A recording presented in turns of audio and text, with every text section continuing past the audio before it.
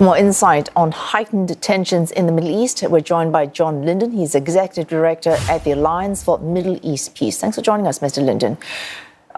Earlier we spoke to our correspondent. He said the news out, he is in Tel Aviv, the news out of media in Israel as well as government suggests an imminent retaliation to that missile strike from Iran. Now, given that since October last year, so much concern has been expended on not allowing the war in Gaza to escalate into a regional war, are we now looking at a regional war?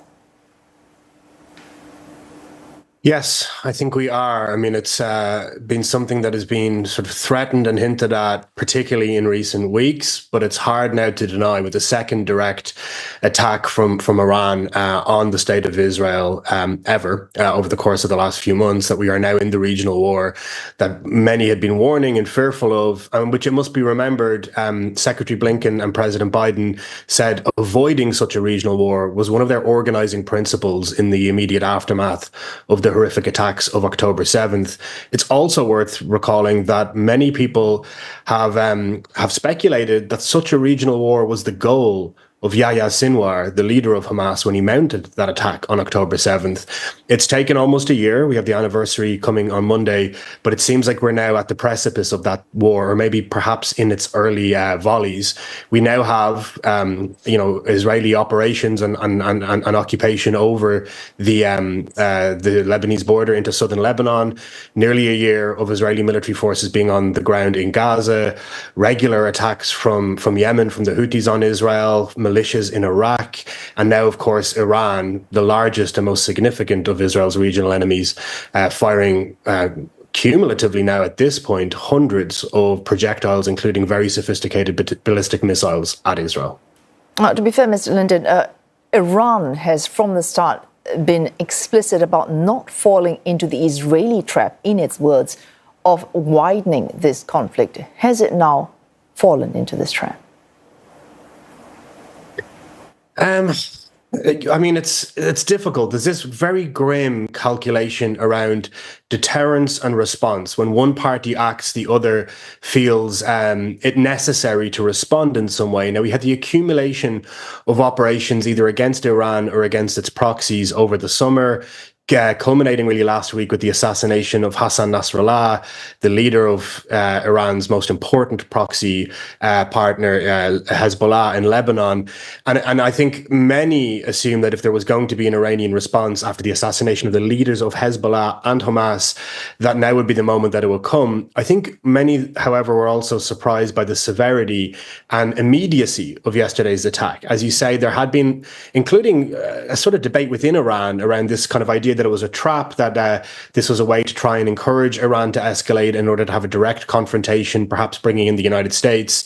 I have seen reports this morning that potentially Iran's relatively new president was not aware of the plan to attack, and it was in fact the IRGC and the Supreme Leader who prepared this relatively quick escalation. We saw a warning coming from the United States a little over an hour, I think, before the missiles were fired. Now, if you compare that to April, we had over a week of discussion of an imminent projectile attack coming from Iran on Israel. That gave a chance for preparations to be put in place, for populations to be able to prepare, but also for a more measured Israeli response to come afterwards. We're now hearing, I think, the likelihood of a much stronger Israeli response to this attack. And I think the support for such a response coming from the United States and key European partners as well.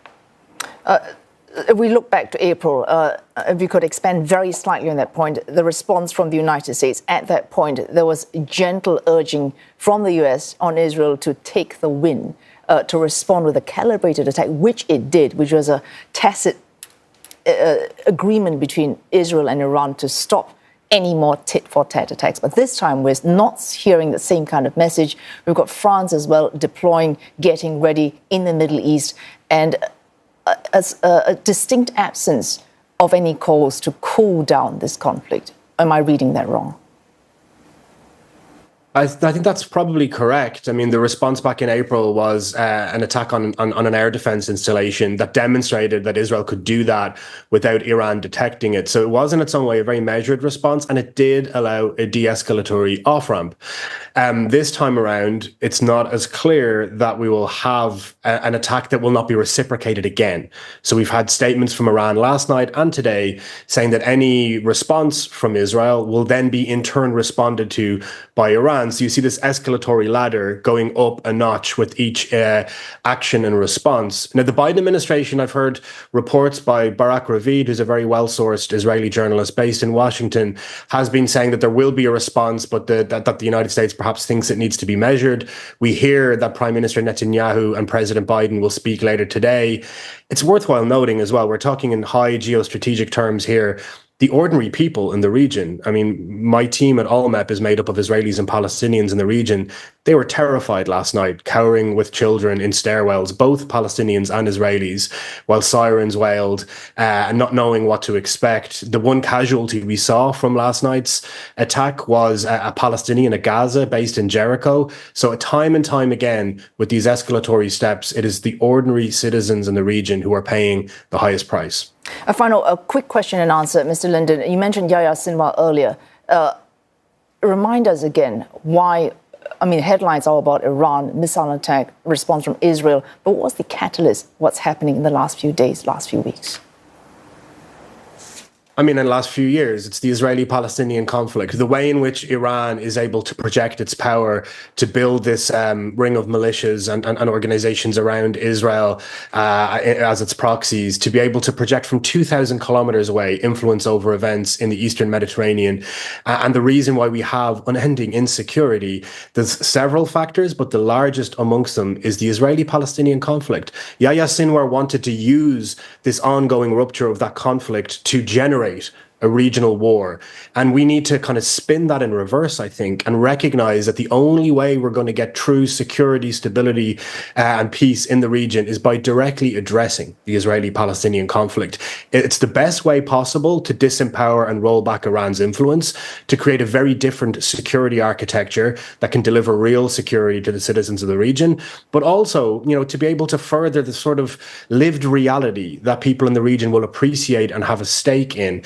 And I feel that, you know, we're losing sight of that. Every month this war has gone on, as the lens has gotten expanded to Lebanon, Yemen, now Iran, we've lost sight of the fact that the very center point, the tension that all of this is emanating from, is the ongoing Israeli-Palestinian conflict. And the international community, as well as local actors, have a responsibility to recenter it and try and resolve it. More difficult to recenter that now, given current tensions as well as we head into a high-stakes U.S. election. Thanks for that, John Lyndon from the Alliance for Middle East Peace.